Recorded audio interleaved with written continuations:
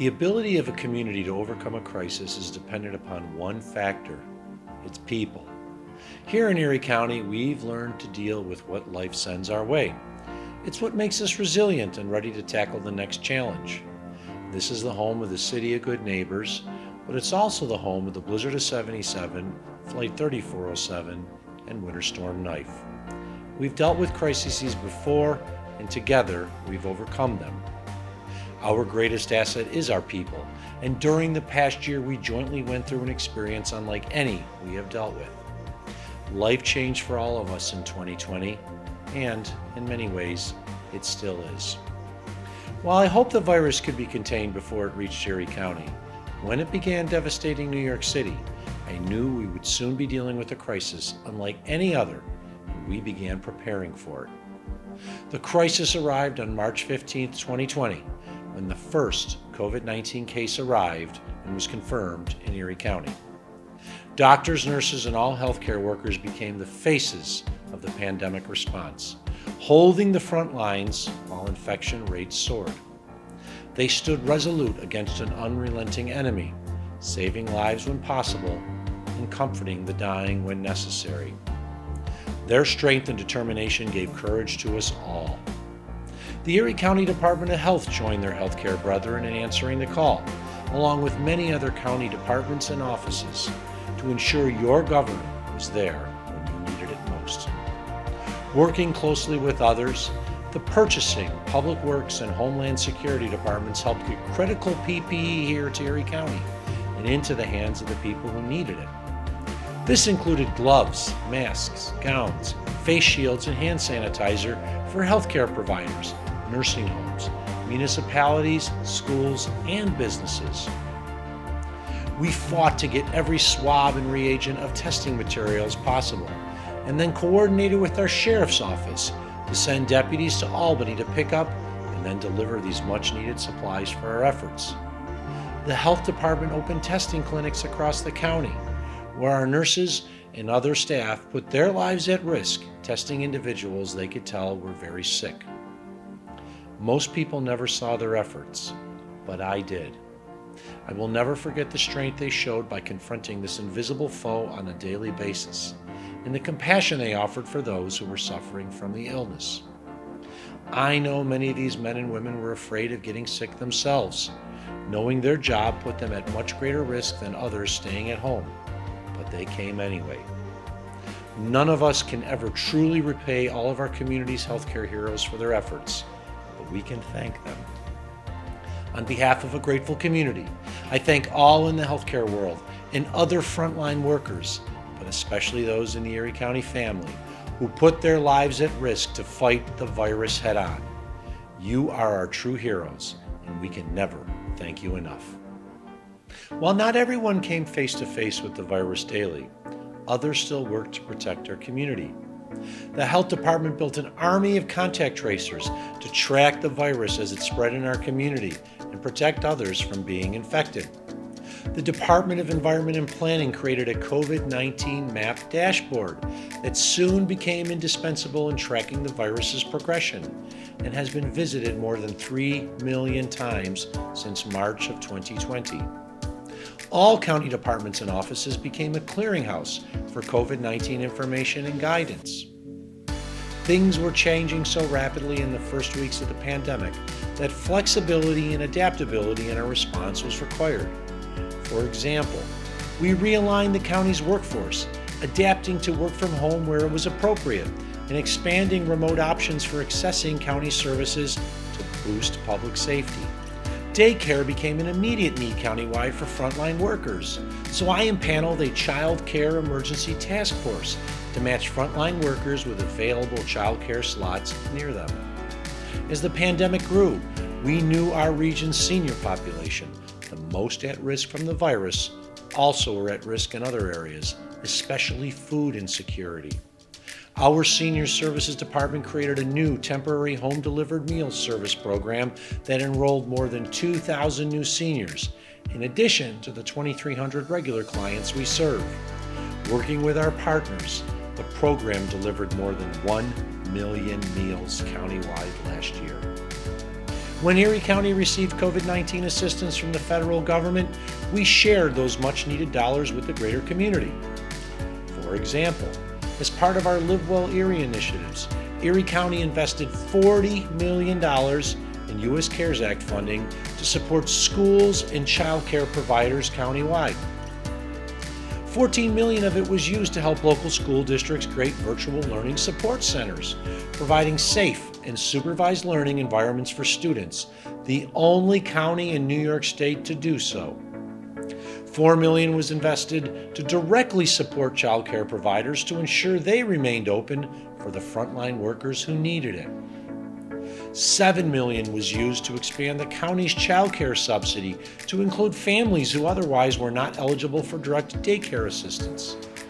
And a full $15 million was provided by the county to all publicly funded schools to pay for the cost of safely returning students to school or virtual learning expenses.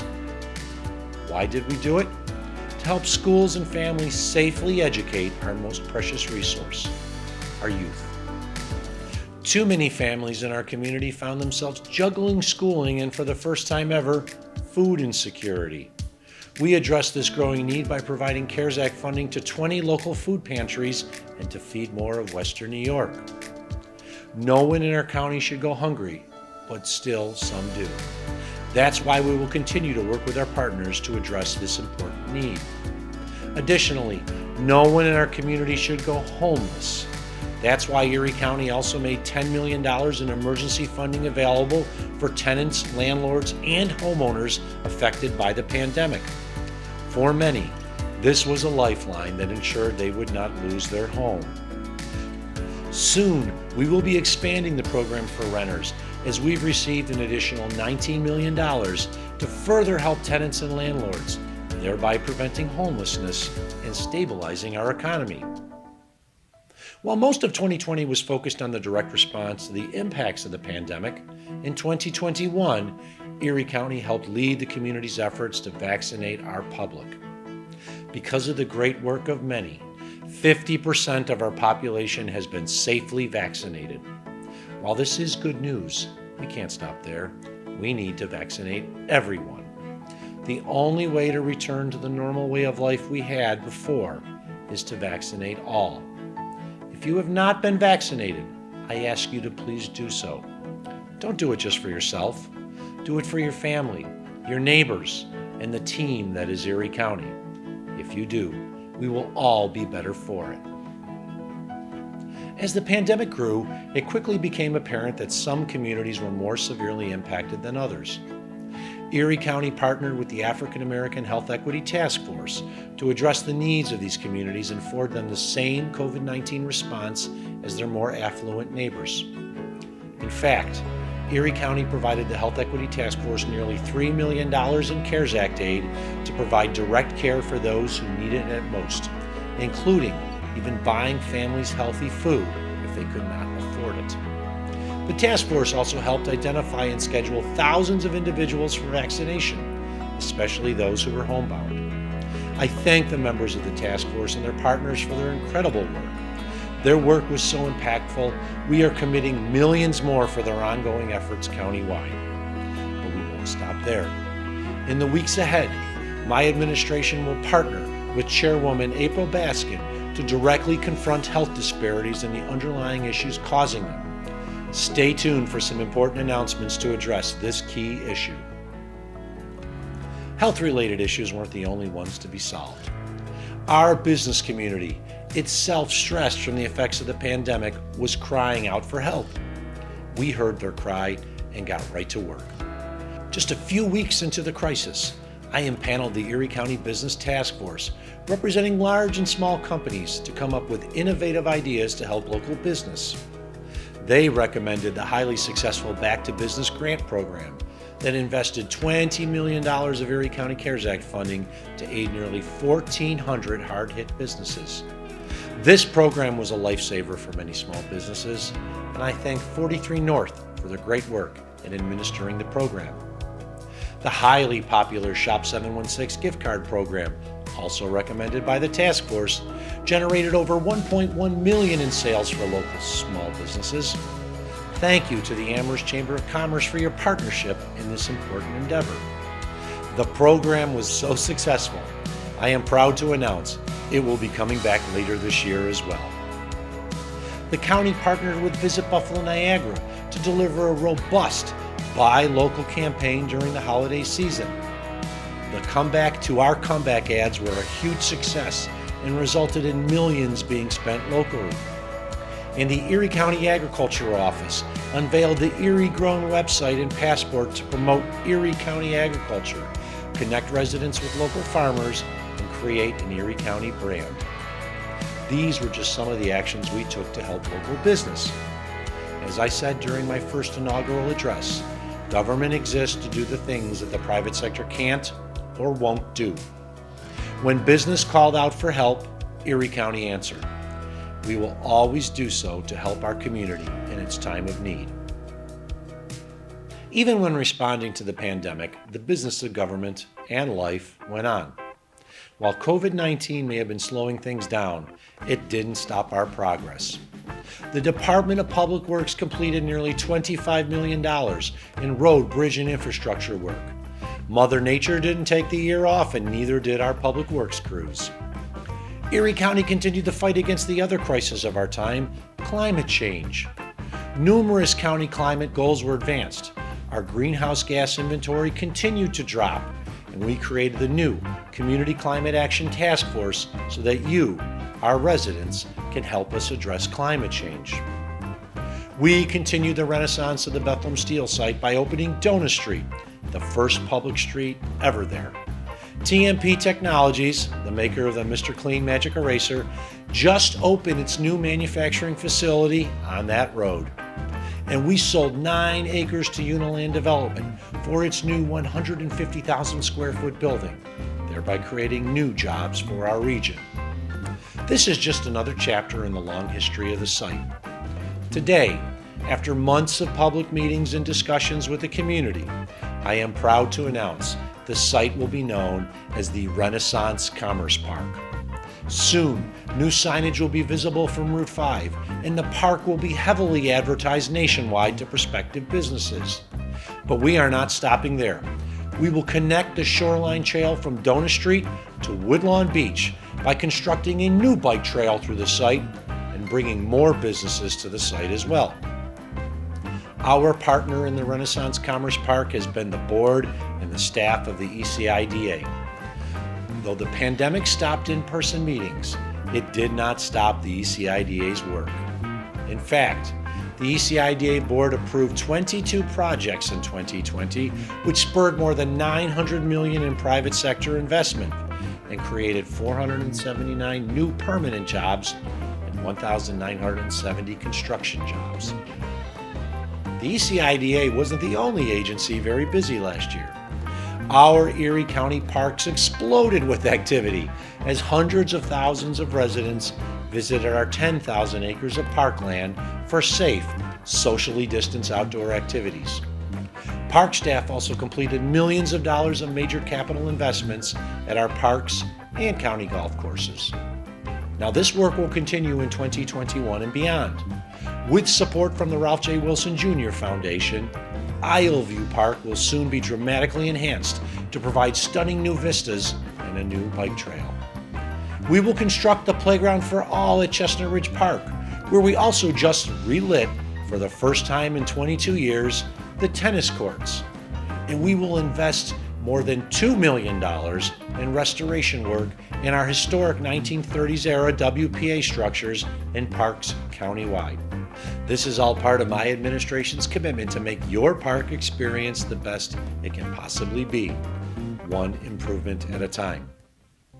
Improving Erie County also requires addressing the serious problems that plague our community and country. None of us who watched the video of the murder of George Floyd will ever forget it. It is why people of all walks of life join together on the streets of America to say enough is enough. Thankfully, George Floyd's murderer was convicted of his terrible crime. However, our nation cannot stop there if we are to truly root out the causes of it. We must address the systemic issues that led to his death and the deaths of so many others. Every community has a role in this endeavor. In Erie County, we impaneled the Erie County Police Reform and Reinvention Task Force to review the policing practices of the Erie County Sheriff's Office. They produced a comprehensive report that recommended significant, substantive reforms to the Sheriff's Office policing practices. I thank the members of the task force for their diligent work, which was adopted in full by the Erie County Legislature. The task force's work may be complete, but it is just a start work needed by our community to truly address the inequities, or for that matter, racism, that exists in our society today. We all must play a role in that effort, and soon I will be making a major announcement about how we will address a key issue affected by racism countywide. Inequities of a different kind were laid bare by the pandemic when it also identified the stark need for equity in broadband infrastructure and the disadvantages that communities lacking such service have to face. Using funding from President Biden's American Rescue Plan, Erie County will build ErieNet, a 360-mile network of high-speed fiber across the entire county. This will allow internet service providers to build out the final mile to those who currently do not have such high-speed service. It will greatly expand telehealth opportunities, support evolving educational models, and other vital services, as well as let all stream the latest shows at the fastest speeds. One of the sites that ErieNet will connect will be our new agribusiness park in Angola. Work is underway to transform it from an abandoned airport to a modern business park to support our local agricultural community, thereby furthering our Erie-grown brand. While the pandemic certainly changed the convention and visitor industry, we know we can't sit back and wait to see what the long-term effect of it is. That's why we are making strategic investments in the Buffalo Niagara Convention Center to keep it technologically viable and visually attractive for today's modern meetings, including renovating the lobby in the old 1970s-era facade.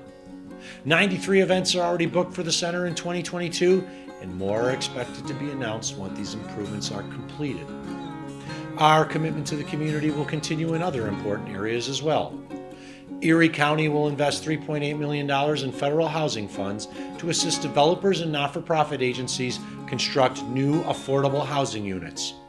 Finding affordable housing is not just an issue in the city of Buffalo. I thank Congressman Brian Higgins for fighting for this important aid so we can bring more affordable housing countywide. 2021 is an important year because it's also Erie County's bicentennial. Erie County turned 200 on April 2nd, and the EC 200 celebration is well underway. I hope you will partake in what will be a fun year of virtual and in-person events. Celebrating our bicentennial reminds us it is important to remember the past, including our most recent history. Sadly, 1,900 of our county neighbors were taken by COVID-19. We must never forget that they were parents, grandparents, siblings, and all too often, the sons and daughters of our neighbors. We must never forget them, nor the tremendous effort of the healthcare heroes to save thousands more who could have perished from this terrible disease. We have endured great adversity, but we are overcoming it. Inequity does exist, but together we are moving to eradicate it and build a more inclusive tomorrow. While we may struggle alone at times, we overcome our challenges together. Thank you to everyone who has helped and given of themselves to make our community better, stronger, and healthier. You are the reason we are overcoming the challenge of our times, and I'm very thankful for your efforts. May God bless you, our country, and Erie County. Thank you all, and be safe and well.